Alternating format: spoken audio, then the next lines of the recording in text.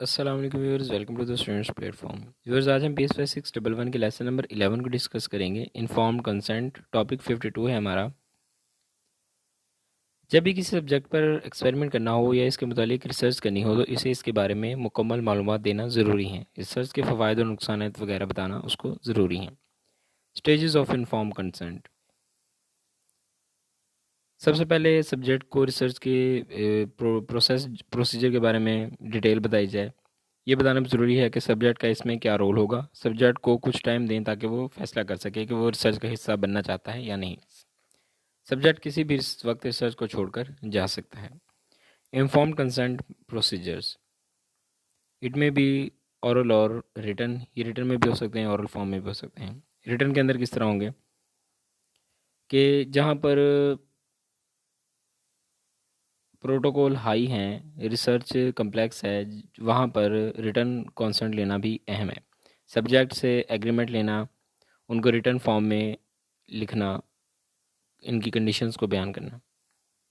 औरल inform consent में कह रहा है कि जो लोग पढ़े लिखे नहीं, इनके लिए ये ज़रूरी है कि अगर टाइम लिमिटेड है तो भी औरल कंसेंट के ज़रिए ही, यानी कि दो सूरत में, या जो लोग पढ़े लिखे नहीं या फिर टाइम लिमिटेड है तो औरल कंसेंट के ज़रिए ही इन्फो हासिल की जा सकती है।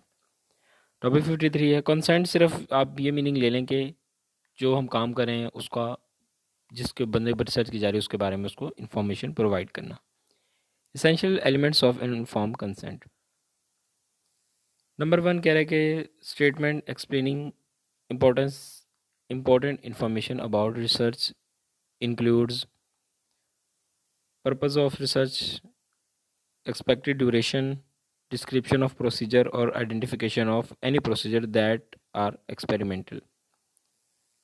नंबर 2 में कह रहा है description of risk, number 3 description of benefits, और नंबर 4 एक प्रोसीजर जो कि इस्तेमाल किया जा रहा है और इसके अल्टरनेटिव्स भी बयान करने किए जा रहे हैं जो कि फ़ायदेमंद हैं।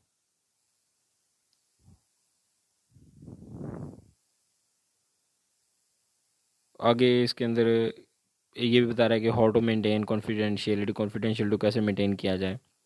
टॉपिक 54 है additional elements of informed consent. इसके अंदर भी तकरीबन वही बातें की जा रही हैं कि किस तरह से सब्जेक्ट की विलिंगनेस को देना है, देखना है कि वो राज़ी हैं या नहीं राज़ी एक्सपेरिमेंट के लिए। उनको सारी चीज़ें बतानी है, उसके बाद फिर उनको देखना है।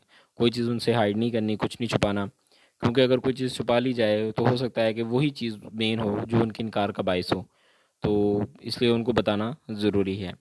बाकी इसके अंदर सेम वही चीज़ें जो ऊपर हम पढ़ चुके हैं उसी को यहाँ पे दोबारा रिपीट कर रहे हैं। चिल्ड्रन इन्फॉर्म कंसेंट, ये है कि चिल्ड्रन के साथ इसके पेरेंट्स या केयर टेकर भी इन्वॉल्व होते हैं, तो उनको भी उस बारे में बताना ज़रूरी है कि कौन सा प्रोसीजर हम स्टार्ट करेंगे, क्या क्या इफ़ेक्ट्स होंगे एक्सपेरिमेंट के, ये सारी चीज़ें। टॉपिक 55 है weavers of elements of consent.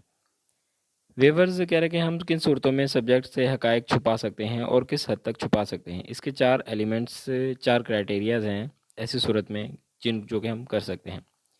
Criterias क्या हैं कि number 1, research involves no more than minimal risk to the participants.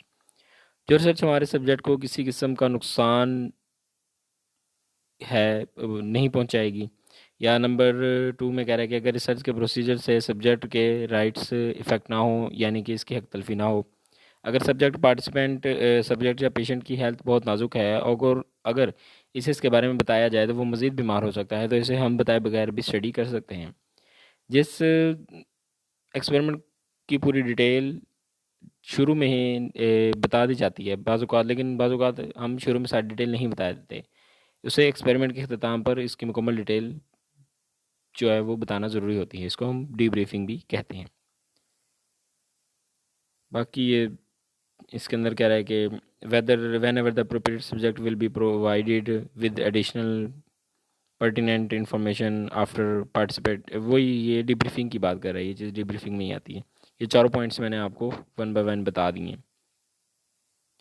Topic 56 है common use of informed consent weavers. आमतौर पर वेवर्स का इस्तेमाल 3 सूरतों में किया जा सकता है। इनकम्प्लीट डिस्क्लोजर, कोवर्ट ऑब्जर्वेशन और डिसेप्शन में। इनकम्प्लीट डिस्क्लोजर क्या है? डिमांड इफ़ेक्ट की वजह से एक्सपेरिमेंट की पूरी इन्फो सब्जेक्ट को नहीं दी जाती। डिमांड इफ़ेक्ट से मुराद है कि जिसमें सब्जेक्ट बिल्कुल इसी तरह बिहेव करने लग जाता है जैसे रिसर्चर से एक्सपेक्ट कर रहा होता है। इसकी वजह से असल वैल्यू को नहीं देखा जा सकता, इसलिए कुछ फैक्ट्स को सब्जेक्ट से छुपा लिया जाता है। कवर्ड ऑब्जर्वेशन, इसको हिडन भी कहते हैं कि सब्जेक्ट को ये नहीं बताया जाता कि इसे ऑब्ज़र्व किया जा रहा है, इसे नेचुरल माहौल में ऑब्ज़र्व किया जाता है, क्योंकि अगर इसे पता चल जाए कि इसे देखा जा रहा है तो वो अपना बिहेवियर तब्दील कर ले। डिसेप्शन, डिसेप्शन बताना कुछ और करना कुछ, मसलन पार्टिसिपेंट को बताना कि इनकी इंटेलिजेंस को मैयर किया जा रहा है जबकि असल में इनकी कॉन्फिडेंस को मैयर किया जा रहा हो। लेसन व्यूज़ को हमारा complete lesson 11। I hope I made it clear. मिलते हैं नेक्स्ट लेसन के साथ।